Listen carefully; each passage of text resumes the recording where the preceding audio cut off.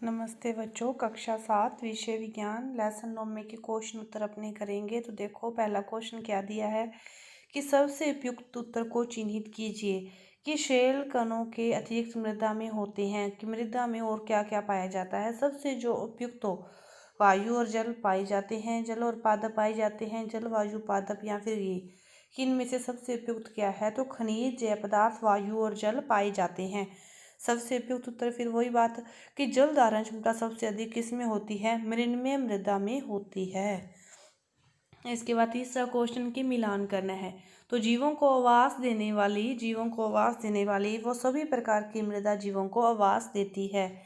तो मृदा की जो ऊपरी परत है वो किस रंग की होती है, गहरे रंग की होती है। बलुई मृदा में बड़े कण और मृदा की मध्य परत में ह्यूमस की मात्रा कम होती है और मृण्मय मृदा सघन छोटे कण।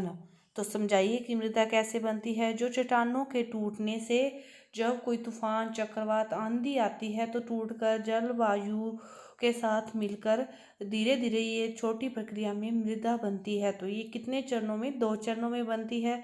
कि चट्टानों का पहले चरण में तो अपक्षय होता है और वो टूटते हैं। फिर दूसरे में ये छोटे कण हैं, ये ह्यूमस के साथ मिलकर किसका निर्माण करते हैं, मृदा का निर्माण करते हैं।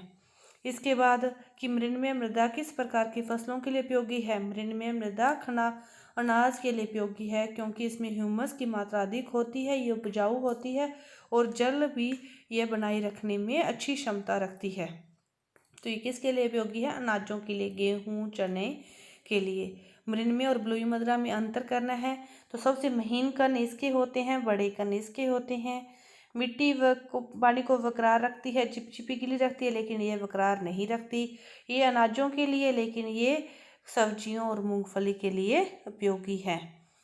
ये अनुप्रस्थ काट का चित्र बनाना है आपको कि ए संतर स्थिति V C तीनों में अंतर आपको इस पाठ के अंतर्गत करवाया जा चुका है। कि ह्यूमस की मात्रा सबसे अधिक होती है, सबसे अधिक जो जीव जंतु या पेड़ यहीं पर रहते हैं, इसमें कम और इसमें बिल्कुल भी नहीं होती। इसके बाद ये रजिया ने खेत के अंतःस्रावण की दर से संबंधित एक प्रयोग किया। उसने देखा कि उसके द्वारा लिए गए मृदा के नमूनों में 200 ml जल को अंतःस्रावण करने में कितने मिनट लगे, 40 मिनट लगे। तो इस सूत्र को अपने कर चुके हैं कि 200/40। समझाइए कि मृदा प्रदूषण और मृदा अपरदन को किस प्रकार रोका जा सकता है। तो मृदा प्रदूषण को रोकने के लिए रासायनिक उर्वरकों के बजाय खाद का प्रयोग करें। अपने रासायनिक उर्वरक का यूज़ ना करें तो प्रदूषण नहीं होगा। पॉलीथीन और प्लास्टिक को अपने मिट्टी में न फेंके तो भी प्रदूषण नहीं होगा, क्योंकि ये चीज़ें अपघटित नहीं होती। इनको मिट्टी में वे फेंकने की बजाय आप किसी और यूज़ करके इसको फेंक सकते हो, लेकिन मिट्टी में सीधा ना फेंके। औद्योगिक कचरे को संशोधित करने की बजाय उसे फेंका जाना चाहिए, ये प्रदूषण को रोक सकते हैं। और मृदा अपरदन को कि कटे हुए वनों के स्थान पर बड़े पैमाने पर रोपण, घास भूमि पर चराई पर रोक और पहाड़ी क्षेत्र में सीढ़ीदार खेती करके इस अपरदन को रोका जा सकता है। एक वर्ग पहली है, आपको संकेत 1 से लेकर 10 तक इधर दे रखे हैं और भरना है।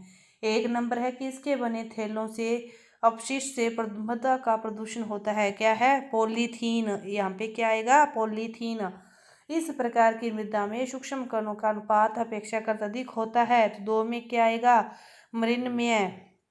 और इस प्रकार की मृदा में सूक्ष्म और बड़े कण होते हैं। बड़े कण हैं तो दुमटी, बड़े कण दुमटी। मृदा परिषेदिका की वर्त, आधार शैल। वनस्पति न होने पर यह मृदा को उड़ा ले जाती है। पवन।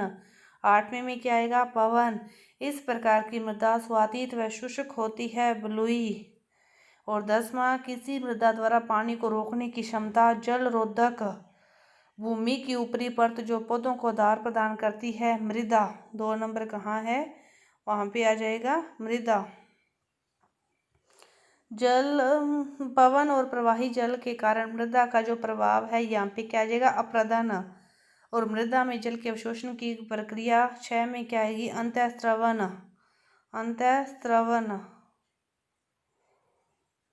और किसी स्थान की मृदा की काट परिषेदिका। 7वें में क्या आएगा, प्रोफाइल। तो ये आपके जो क्वेश्चन थे पूरे हुए। धन्यवाद।